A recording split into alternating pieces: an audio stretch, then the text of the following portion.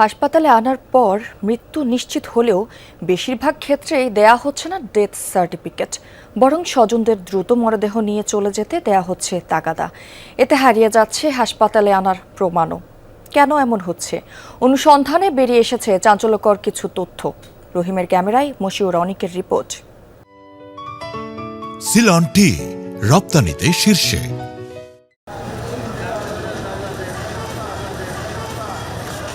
প্রতিদিনই হাসপাতালে আসে অসংখ্য সংকটাপন্ন রোগী।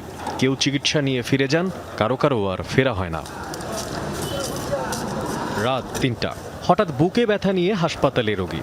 ইমার্জেন্সির ডাক্তার ইসিজি করে মৃত্যু নিশ্চিত করলেন। এরপরই শুরু সিন্ডিকেটের তৎপরতা। অনুসরণ করি আমরা।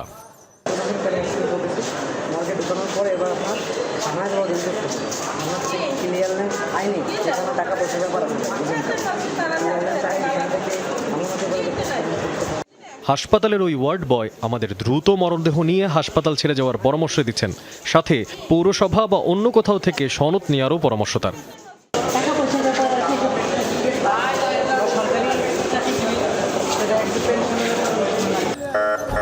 স্বজনদের বলা হয় সাথে নিতে পারবেন না হাসপাতালের কাগজপত্র। সার্টিফিকেট দেওয়া হয় নাই।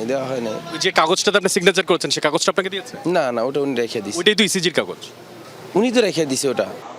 অর্থাৎ হাসপাতালে আনার কোনো আনুষ্ঠানিক রেকর্ড রোগীর স্বজনদের হাতে থাকবে না। কি জবাব হাসপাতাল ইমার্জেন্সির? জানি না, কিন্তু একটা ছবি দিতে বললে তাহলে আমরা বলবো যে হাসপাতালে আনা হয়নি।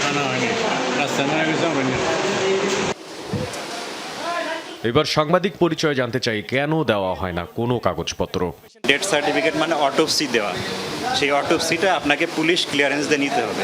এই কথাটাই তো আপনাকে বলেছি। আপনি বললেন যে ডেথ সার্টিফিকেট ছাড়া নেওয়া যাবে, কিন্তু কোনো কাগজপত্র দেওয়া যাবে না। কেন বলেন তো?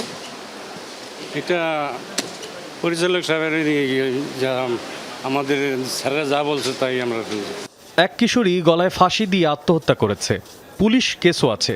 তারপরেও আইনি পদক্ষেপ ছাড়াই পরিবারের কাছে হ্যান্ডওভার করা হচ্ছিল মরদেহ। আপনার এই কাগজটা একটু দেখতে পারি? এটা তো পুলিশ কেস, তাই না? পুলিশ কেস এখন কীভাবে বলবো? আপনি তো এখানে লিখছেন পুলিশ কেস। এটা কী সমস্যা ছিল? ওই যে হিঙ্গি ফাঁসি দেওয়া, তাই না? তাহলে এই পাশে এটা কেন দিলেন? এটা ভুল হয়েছে। এটা ভুল হয়েছে। কি লেখা ছিল এখানে? আমি আমার স্বজনের মৃতদেহ কোনো প্রকার সনদপত্র এবং ময়নাতদন্ত ছাড়া ফেরত যেতে চাই। এতে কোনো সমস্যা হলে হাসপাতাল কর্তৃপক্ষ দায়ী থাকবে না। পুলিশ আসবে, পুলিশ আসার পর যদি মনে করে যে উনি লাশটা ছেড়ে দিবে, ছাড়বে, না হলে আপনার এটা কিন্তু অটোপসি হবে। এটা ওনাকে বলা হয়। তো যখন এটা বলা হয়, ম্যাক্সিমাম পার্টি বলে কি যে ভাই আমার এই ঝামেলায় দরকার নেই, আমাকে লাশ ছেড়ে দেন। অভিযোগ আছে তড়িঘড়ি করে মরদেহ বের করায় স্টাফদের পাশাপাশি ভূমিকা রাখে অ্যাম্বুলেন্স সিন্ডিকেট। তাদের টার্গেট থাকে দ্রুত কে কত বেশি মরদেহ পরিবহন ও তা থেকে আয় করতে পারল। অন্যদিকে নথিতে নাম না থাকায় মৃতের হার বা ডেথ রেট কম দেখাতে পারে হাসপাতাল কর্তৃপক্ষ। ওরাও হসপিটালের সাথে কন্ট্যাক্ট করে নেয় বা করে নেয়। ওরা 20,000 আনে না, 10,000 আনে না, 5,000 আনে না, 15,000 আনে, সেটা তো আমরা জানি না। এটা ওদের বিজনেস। এখানে এরকম একটা সিন্ডিকেট হয় এটা জানি। হাসপাতাল আনার পর মৃত্যু নিশ্চিত হলে ডেথ সার্টিফিকেট ছাড়া হাসপাতাল ত্যাগের কোনো সুযোগ নেই বলছে স্বাস্থ্য বিভাগ।